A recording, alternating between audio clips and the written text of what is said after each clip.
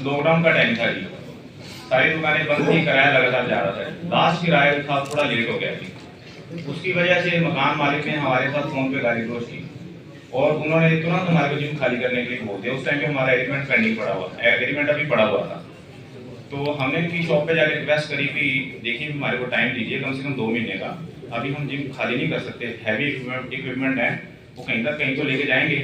तो इन्होंने कहा नहीं तुरंत आज ही खाली करो, और ये कहते हैं हम वहाँ पे जिम में आ रहे हैं और अपने को इंपॉर्टेंट चीज़ें कुछ हमारी को हैं तो अपनी संभाल लो, हम आज जिम खाली करवाएंगे। ये 1 घंटे बाद 25 से 30 बंदे सर हमारे जिम में आए हैं, डंडों के साथ, लाठियों के साथ, तलवारों कृपानों के साथ। इन्होंने ऊपर चढ़ते ही जिम में आते ही तो हमारा सामान इधर उधर फेंकना शुरू कर दिया जी। तो इनके साथ गुंडा प्रवृत्ति के लोग थे और वहाँ पे झगड़ा शुरू हो गया। हमारे इन्होंने ग्रीपिस की चोटें मारनी शुरू कर दी ऊपर से दातनों के साथ, हमने अपना बचाव किया था। उसके बाद इन्होंने जब चोटें ज़्यादा लग गई, हमारे खून बिखर गया वहाँ पे, तो ये भाग के जिनसे नीचे आ गए और कुछ हमारे स्टूडेंट्स को ही नीचे ले आए, 1-2 बंदों को शरेआम रोड के ऊपर उन्होंने राड़ों के साथ लड़कों को पीटा था, 1-2 लड़कों, जिसकी प्रॉपर वीडियो बनी हुई है, सारी फुटेज बनी हुई है सर।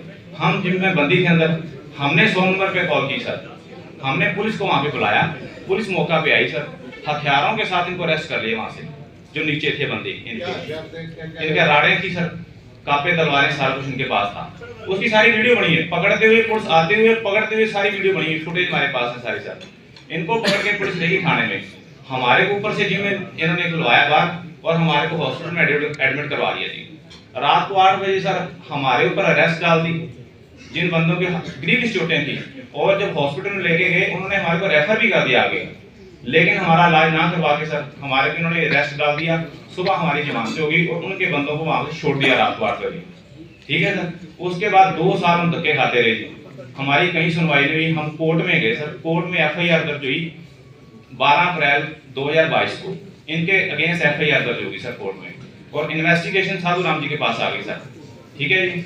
उसके बाद हम इनसे मिलते रहे लगातार, उन्होंने बोला कि हाँ आपका बिल्कुल काम होगा, सारी चीजें आपकी ये नेग्लिजिबल नहीं है, MLR भी हैं आपकी, वीडियो फुटेज भी है, सारा आपका काम होगा।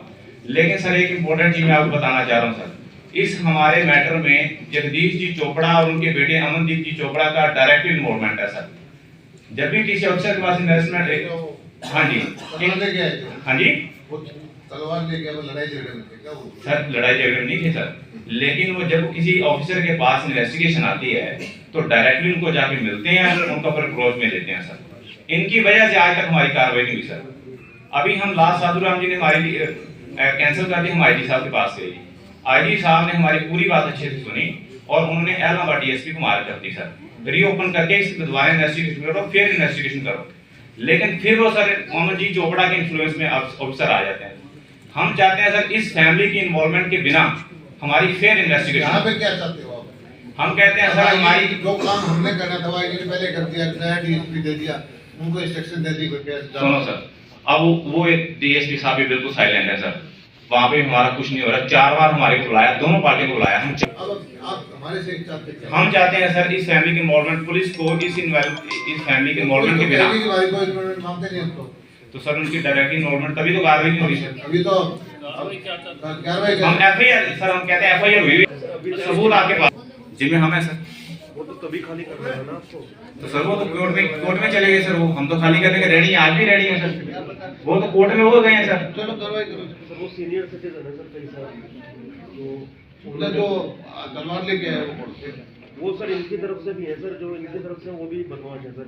सर सुनो बात, 8-10 हमारे बंदे थे वो जिम में, ठीक है सर बताता हूँ सर, कोई दिक्कत नहीं है सर। किराया उन्होंने क्या करा सर, हमारा अकाउंट बंद कर दिया जी, किराया बाउंस बैक हो रहा है 6 महीने से, ठीक है जी। कोर्ट में वो गए हैं खाली करवाने के लिए, आप आज बोलो चाबियां टेबल पे रख देते हैं, हम खाली करने के लिए रेडी हैं सर, हमारे जिम का मतलब नहीं है।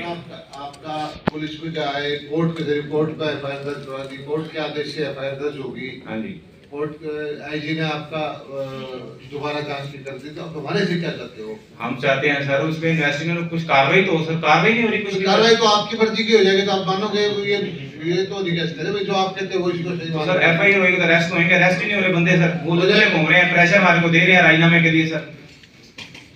ऑफिसर्स के पास जाते हैं तो वो कहते हैं कुछ नहीं बनना है। कोई बात नहीं, कैसे थोड़ी बात नहीं। ऑफिसर्स तो सर बिल्कुल सारा है। कोई बात नहीं, सारा मिलेगा हाँ जी। तो अफसरों में संतुष्ट वाली कोई किसी से कैसे कहता वाली है आपकी केस फिर तो पंजाब है और पुलिस स्टेट करवा ले। नहीं, इन्वेस्टिगेशन पेंडिंग पड़ी है सर। पेंडिंग है ना? इन्वेस्टिगेशन पेंडिंग पड़ी है सर।